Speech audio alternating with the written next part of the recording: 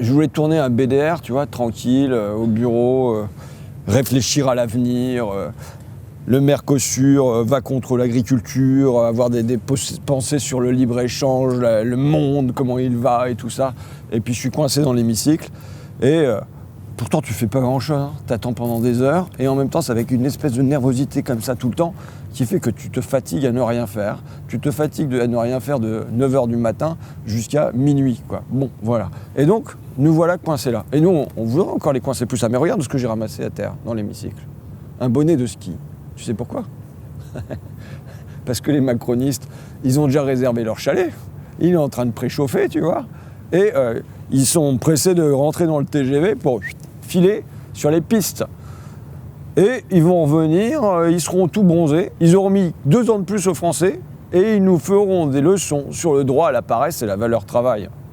Hein, tu vois, le droit à la paresse, c'est pour eux. La valeur travail, c'est ce qu'ils appliquent aux autres, quoi. Alors moi aussi, je prépare ma semaine de vacances. Mais ça ne sera pas avec le bonnet de ski. Ça sera à Civaux. Toi, tu connais Civaux. Parce que tu es de Poitiers. Et c'est pas loin de Poitiers. Et qu'est-ce qu'il y a à Civaux? Il y a un truc à visiter, c'est une centrale nucléaire. Ça, c'est chouette pour les vacances, non? Alors, pourquoi je vais à la centrale nucléaire de Civaux pour mes vacances? Parce qu'il y a une grève qui se déroule là-bas, des femmes de ménage, des agents d'entretien. Ça fait 5 semaines qu'elles sont en grève contre une grosse société de nettoyage qui s'appelle Elior pour voir leur salaire rehaussé, pour avoir le droit à un 13e mois, des primes de nettoyage, des machins comme ça, quoi. Et donc, je vais aller là-bas. Alors, avant d'y aller, j'ai appelé mon tour opérateur, Marie-Agnès. C'est ma gentille organisatrice sur place. Elle est agent d'entretien là-bas. Elle a 53 ans. Je lui ai demandé sa fiche de paye. Elle est à 1 375 €, tout compris, avec son ancienneté et avec la prime de salissure de 3,75 €, tu vois un peu, la sacrée prime de salissure, quand tu travailles dans le nucléaire. Et avant, elle était dans l'industrie, dans le bois. Mais elle a été licenciée et de ses années de boulot dans l'usine, elle garde un tendon qui a été sectionné au doigt, premier accident du travail, deuxième accident du travail pour le dos parce qu'elle portait beaucoup. Et c'est là deux disques qui sont usés et qui sont usés à tout jamais. Elle a 53 ans. Ça veut dire quoi? On a mesuré, pour elle, elle devait partir à la retraite à 62 ans. Avec la réforme, ça serait, je dis ça serait parce qu'on va gagner, c'est bien l'objectif. D'ailleurs, si je fais le bulletin, autant le dire tout de suite, c'est juste parce que c'est 7 mars, 7 mars, 7 mars, 7 mars. Pour gagner, c'est 7 mars, 7 mars, 7 mars, 7 mars. Je vais le redire à la fin, parce que là, c'est la mi-temps un peu, mais je vais revenir ce qu'on doit faire. Bon, elle devait partir à 62 ans, on a fait le simulateur à distance, au téléphone, elle partira à 63 ans et 3 mois. Tu vois, elle prend 15 mois dans la vue. Mais quand on sait qu'une ouvrière, en moyenne, son espérance de vie sans incapacité, c'est 61 ans. Pour un cadre, c'est 71 ans. Tu vois, il y a 10 ans de différence. Ça veut dire que quand on décide de repousser de 60 ans à 62 ans ou de 62 ans à 64 ans, quand on est en train de le faire là, c'est les plus belles années, les seules qui restent en bonne santé, qu'on est en train de rogner pour des gens qui ont déjà travaillé 42, 43 ans derrière eux. Et pire, c'est que pour elles, pour eux, pour la deuxième ligne, quoi, c'est le sas, le risque de pauvreté qu'on allonge. Parce que quand on a fait passer de 60 ans, est-ce qu'il faut que je revienne dans tout ça alors que je vous l'ai déjà raconté 100 fois, non? Bon, allez, je vous le dis quand même. Je vous le dis parce que c'est un truc qui m'a marqué. C'est un tiers des agents d'entretien qui aujourd'hui ni en emploi, ni en retraite entre 50 et 64 ans. Entre 50 et 64 ans, c'est énorme. C'est les ouvriers non qualifiés du bâtiment, c'est 1 sur 2 qui entre 50 et 64 ans, tu vois, dans un temps quand même colossal, n'est ni en emploi ni en retraite. Bon, pourquoi j'ai besoin d'appeler Marie-Agnès à 8h du matin, tu vois, même à 7h30? Bon, je me suis dit, tu vois, une nana qui travaille dans le nettoyage, c'est bon, à 7h du matin, je peux l'appeler. Ça aurait été, pour travailler dans le numérique, j'aurais été plus incertain sur les heures d'appel. Mais là, à 7h du matin, dans le nettoyage, ça passe. Pourquoi? Parce que quand tu es là, il y a le risque, c'est pas le risque, c'est la certitude que la réalité disparaisse derrière le brouillard parlementaire, derrière le tunnel d'amendement, derrière les nuits grises d'alinéas, tu vois. Et donc, pour dépoussiérer tout ça, pour savoir pour qui tu te bats, il y a besoin d'avoir le rappel du réel. C'est comme une corde de rappel en escalade, tu vois. C'est Marie-Agnès qui te raconte ses accidents du travail, qui te raconte son salaire concrètement et qui te raconte les 15 mois qu'elle va perdre de bonheur possible. Tu sais comment je défends la retraite comme un droit au bonheur. Et qu'on ne soit pas seulement là pour des abstractions, pour des chiffres, mais pour des voix, des vies, des visages. Et quand on est, comme moi, amené à être enfermé à Paris, dans les sphères de pouvoir, même avec tous les guillemets que tu veux, de représentants, ça tu peux y aller sans guillemets,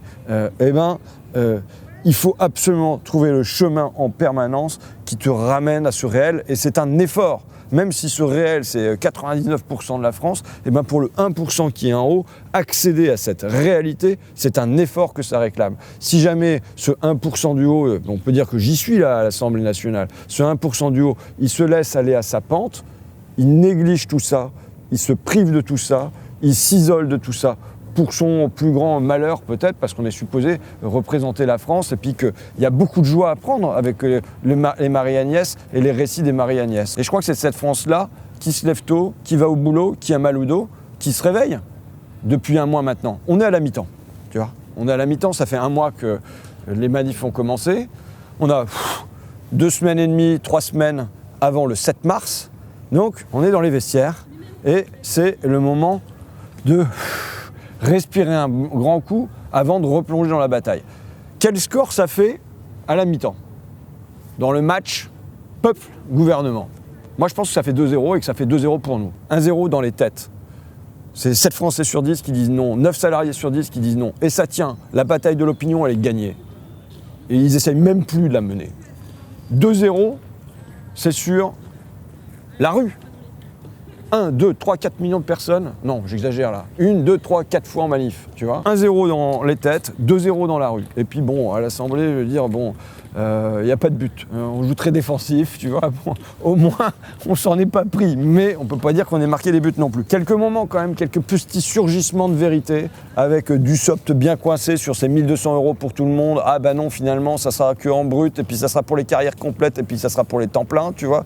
Ou alors si on a commencé à travailler à 18 ans, on doit être travaillé 44 années, alors que si on a commencé à travailler à 17 ans, ça sera 43 années, et si on a commencé à travailler à 19 ans, ça sera 43 années, une espèce de roue de la fortune. Ah, tu comprends rien, tu vois, je vois t'es sur tout ça. Ben, il faut que tu retiennes que si tu as commencé à travailler des années paires, tu perds, impair, tu gagnes pas, mais tu gardes, tu vois. Mais donc ça se rallonge si tu as commencé à 18 ans, par exemple. Il faut des moyens mémotechniques comme ça, mais c'est pour dire le bazar à la fois absurde et injuste qu'ils ont créé. Donc il y a des moments comme ça où on arrive à faire surgir des bribes de vérité.